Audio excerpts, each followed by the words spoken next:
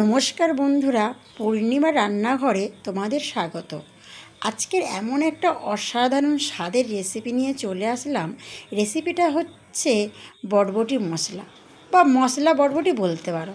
তো প্রথমে তোমাদের একটা ছোট্ট টিপস দিই। ফ্রিজে রেখেছিলাম এই যে বটবটি বাজার থেকে কিনে। এই বটবটি অনেকে প্লাস্টিকে বেঁধে রেখে দেয়। প্লাস্টিকে বেঁধে রাখলে কি হয়, পুরো প্লাস্টিক ঘেমে বটবটিগুলো জল খারাপ হয়ে যায়।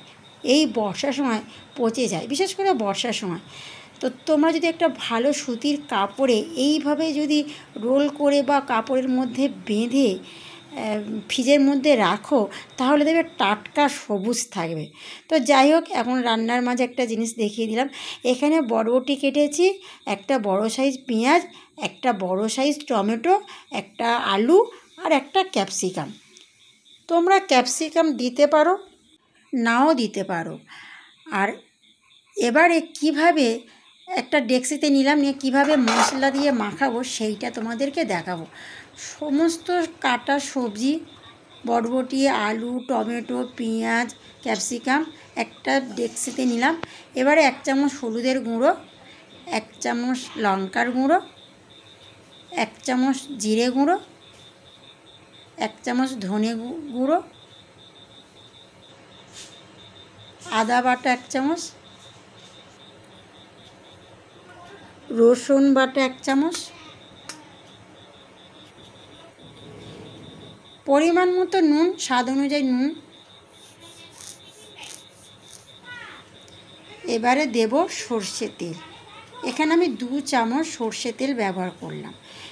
এবারে সব কিছু একসাথে বেশ ভালো করে মাখিয়ে নেব।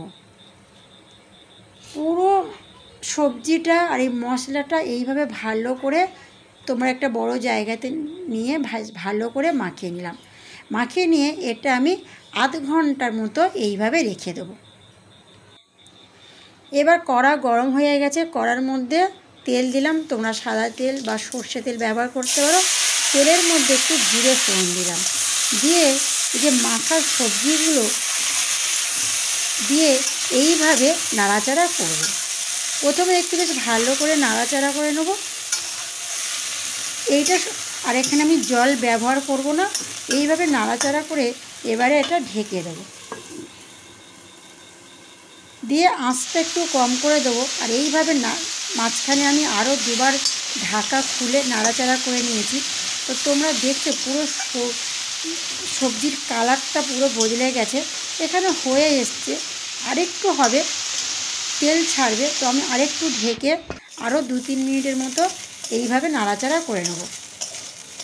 আর বন্ধুরা, তোমাদের বলে রাখলাম, যারা চ্যানেলটাকে সাবস্ক্রাইব করেছে তাদের অনেক অনেক ধন্যবাদ। আর যারা করোনি, তো চ্যানেলটাকে সাবস্ক্রাইব করে পাশে থেকো। তো আজকের এই রেসিপিটা যদি তোমাদের ভালো লাগে, অবশ্যই একটা লাইক, একটা কমেন্ট করো আর বন্ধুদের কাছে শেয়ার করো। আজকের ভিডিওটা এই পর্যন্ত। কেমন হয়েছে অবশ্যই একটু কমেন্ট করো। আবার দেখা হচ্ছে অন্য কোনো রেসিপি নিয়ে।